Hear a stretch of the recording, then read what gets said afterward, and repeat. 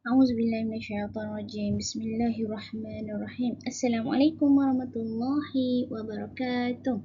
Okey, hari ini saya nak terangkan mengenai dalil Al-Quran mengenai kadar bahagian faraid. Yang ini adalah merupakan slide yang saya bagi kepada student untuk Unisel. Saya terangkan satu slide ini sahaja dahulu. Okey, dalil Al-Quran mengenai kadar bahagian faraid ini bermaksud dalam Al-Quran itu apa yang telah ditetapkan oleh Allah Subhanahu Wa Taala untuk bahagian ahli waris faraid masing-masing. Okey, dia ada surah An-Nisa ayat yang ke-11, 12 dengan 176. Dia ada masing-masing ni ada bahagian yang tersendiri. Okey, pertama untuk surah An-Nisa ayat yang ke-11 diterangkan mengenai anak lelaki dengan anak perempuan. Anak lelaki dan anak perempuan. Kalau ada anak lelaki, ada anak perempuan, anak lelaki dapat 2 bahagian. Anak perempuan dapat 1 bahagian. Macam mana pula nak kira bahagian-bahagian tu? Kalau nak kira bahagian-bahagian tu, kita kena tengok berapa orang anak lelaki ada, berapa orang anak perempuan ada. Dengan syarat tak ada waris-waris yang lain. Yang ni pengiraan yang saya ceritakan sekarang ini adalah sekiranya tiada waris lain. Ada anak lelaki, ada anak perempuan je. Anak lelaki katalah dia ada seorang anak lelaki, anak perempuan ada seorang. Anak lelaki akan dapat 2 bahagian. Anak perempuan akan dapat 1 bahagian. Jadi bila kita tambah jadi 3 kan? Okey, 3. Yang ni anak lelaki akan dapat 2/3. Sebab apa 3? Sebab dia ada anak perempuan tadi. Jadi anak perempuan ni dapat 1/3. Katakanlah mak dia tinggal 3 juta. Contoh, ini mudahkan cerita. Katakanlah mak dia tinggalkan 3 juta. 2 juta untuk anak lelaki, 1 juta untuk anak perempuan. Ini syaratnya tiada waris yang lain. Tak ada waris-waris yang lain, tak ada. Semua contohnya telah meninggal dunia ataupun memang tak ada waris-waris yang lain lah. Waris-waris fardu yang lain. Waris fardu ada 5 orang kan. Pertama, anak lelaki, anak perempuan, ibu, bapa dengan pasangan. Pasangan tu suami ataupun isteri. Okey, kita tengok pula surah An-Nisa ni ayat yang ke-11 ada lagi.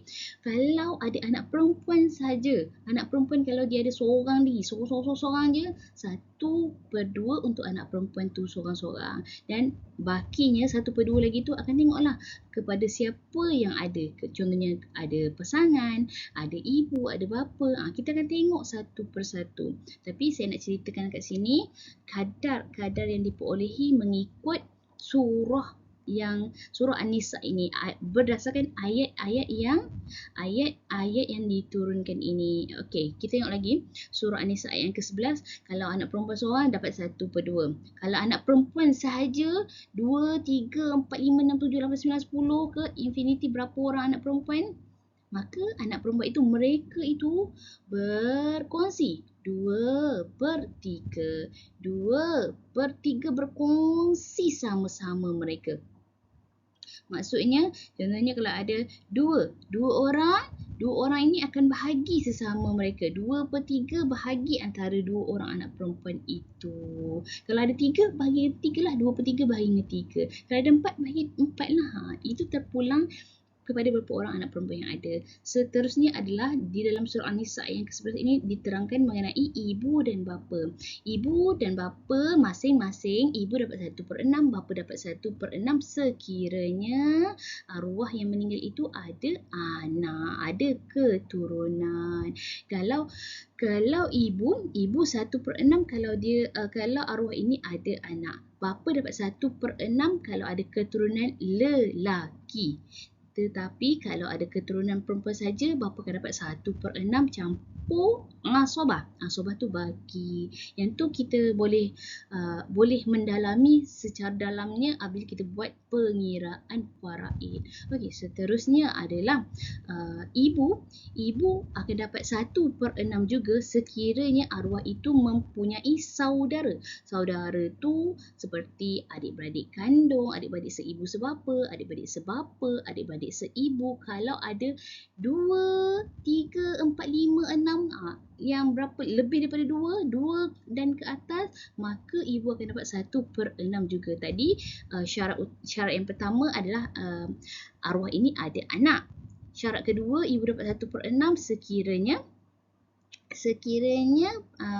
arwah ini ada saudara lebih daripada 2. Kalau 2, 3, 4, 5, 6, 7, kalau contohnya dia ada 2 orang je saudara, seorang ni meninggal, ada tinggal seorang saja, maka jika tiada anak, maka ibu boleh dapat 1/3.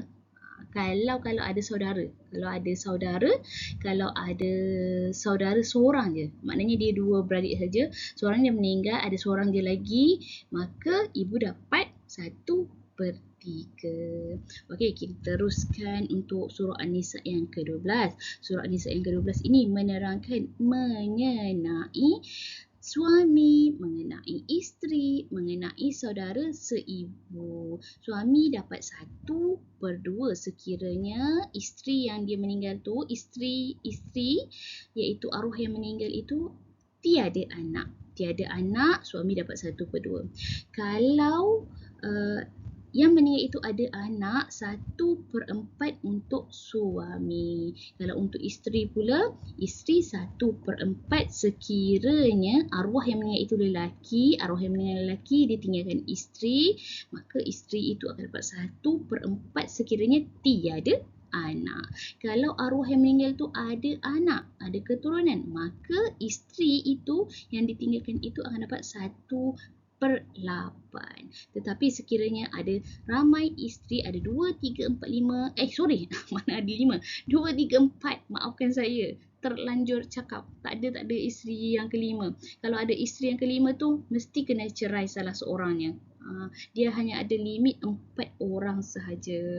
Okey, kalau ada 2, 3, 4, tak boleh sebut 5 dah. 2, 3, 4 isteri, maka kena bahagi ikut isteri itu. Contohnya 1/8 bahagi dengan 2 orang isteri, maka setiap isteri dapat 1/16 setiap seorang. Kalau ada 3 isteri, 1/24 setiap isteri. Isteri yang pertama 1/24, isteri kedua 1/24, isteri ketiga 1/24. Kalau ada 4 isteri, 1/32 untuk isteri pertama, isteri kedua 1/32, isteri ketiga 1/32, isteri keempat 1/32. Okey, bahagian isteri ni jika ada sesiapa yang mempunyai persoalan, boleh saja hubungi saya untuk detail. Betul ke 1/32 ni? Mana? Adalah dia, kalau dia nak cakap tu, saya tak boleh cakap kat public ni.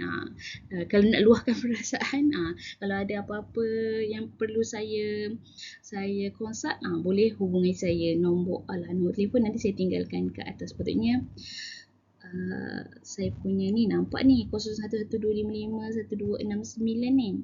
Tapi tak nampak, tak apa. Okey, kita teruskan.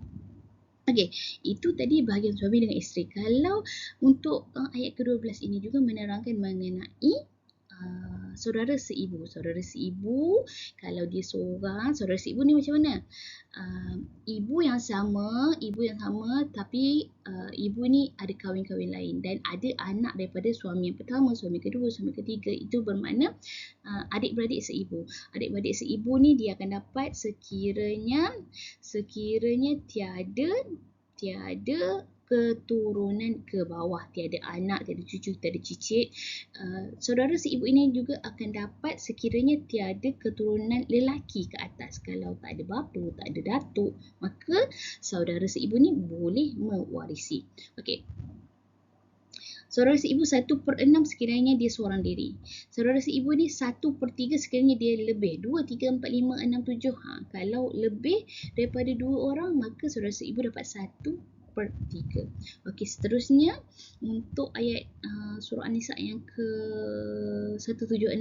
176 menerangkan khas untuk ayat kepada khalalah. Khalalah ni apa? Khalalah ni sekiranya seseorang itu meninggal dunia, dia tiada keturunan, dia tiada bapa.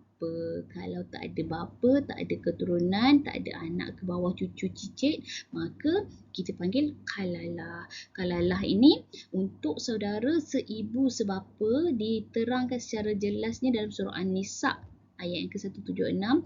Adik-beradik kandung akan dapat, sekiranya dia seorang sahaja perempuan, seorang-seorang perempuan ni akan dapat 1/2. 1/2 kalau dia seorang-seorang je perempuan. Tapi dengan syarat tak ada anak, tak ada keturunan, tak ada bapa. Okey, kalau dia 2, 3, 4, 5, 6, 7, kalau dia perempuan sahaja, lebih daripada 2 orang, 2, 3, 4, 5, maka saudara perempuan ini akan berkongsi 2/3 dibahagi kepada berapa orang saudara perempuan yang ada. Okey, yang ketiga, sekiranya ada lelaki, ada perempuan, maka saudara seibu sebapa lelaki akan dapat 2 bahagian, saudara seibu sebapa perempuan akan dapat 1 bahagian. Macam anak lelaki dengan anak perempuan.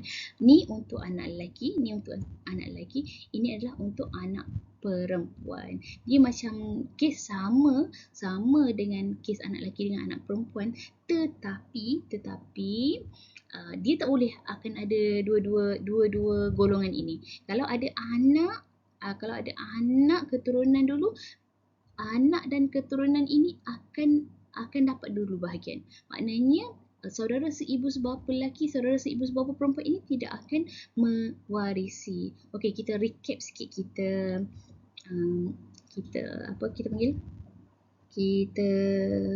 tambah sedikit.